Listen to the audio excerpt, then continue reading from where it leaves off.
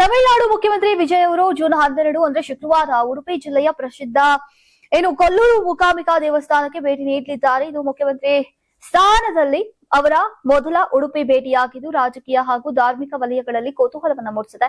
ಮಾಹಿತಿಯ ಪ್ರಕಾರ ಶುಕ್ರವಾರ ಮಧ್ಯಾಹ್ನ ಅವರು ಉಡುಪಿಗೆ ಆಗಮಿಸಲಿದ್ದು ಬಳಿಕ ಮಧ್ಯಾಹ್ನ 3 ಗಂಟೆಗೆ ಸುಮಾರಿಗೆ ಬೈಂದೂರು ತಾಲೂಕಿನಲ್ಲಿರುವಂತಹ ಕೊಲ್ಲೂರು ಮೂಕಾಂಬಿಕಾ ದೇವಸ್ಥಾನಕ್ಕೆ ತಲುಪಲಿದ್ದಾರೆ. ದೇವಸ್ಥಾನದಲ್ಲಿ ವಿಶೇಷ ಪೂಜೆ, ದೇವಿ ದರ್ಶನ ಹಾಗೂ ಧಾರ್ಮಿಕ ಕೈಂಕರ್ಯಗಳಲ್ಲಿ ಅವರು ಭಾಗವಹಿಸಲಿದ್ದಾರೆ. ವಿಐಪಿ ಭೇಟಿಯ ಹಿನ್ನೆಲೆಯಲ್ಲಿ ದೇವಸ್ಥಾನ ಆಡಳಿತ ಮಂಡಳಿ ಹಾಗೂ ಸ್ಥಳೀಯ ಅಧಿಕಾರಿಗಳು ಈಗ ಭದ್ರತೆ ಮತ್ತು ಸ್ವಾಗತಕ್ಕೆ ಸಕಲ ಸಿದ್ಧತೆಗಳನ್ನ ಕೈಗೊಂಡಿದ್ದಾರೆ.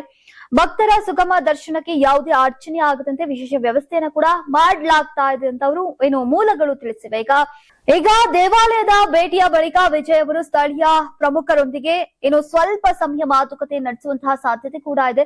ನಂತರ ಅಂದೇ ಸಂಜೆ ಮಂಗಳೂರು ಅಂತಾರಾಷ್ಟ್ರೀಯ ವಿಮಾನ ನಿಲ್ದಾಣಕ್ಕೆ ತೆರಳಿ ಚೆನ್ನೈಗೆ ವಾಪಸ್ ಆಗಲಿದ್ದಾರೆ ಅಂತ ತಿಳಿದು ಬಂದಿದೆ. ಈ ಭೇಟಿ ರಾಜಕೀಯ ಹಾಗೂ ಧಾರ್ಮಿಕ ದೃಷ್ಟಿಯಿಂದ ಮಹತ್ವವನ್ನ ಪಡೆದಿದೆ. ಈಗ ಮುಂದಿನ ದಿನಗಳಲ್ಲಿ ಇದರ ರಾಜಕೀಯ ಪರಿಣಾಮ ಏನು ಅನ್ನುವುದು ಈ ಸದ್ಯ ಕುತೂಹಲಕ್ಕೆ ಕಾರಣವಾಗಿದೆ.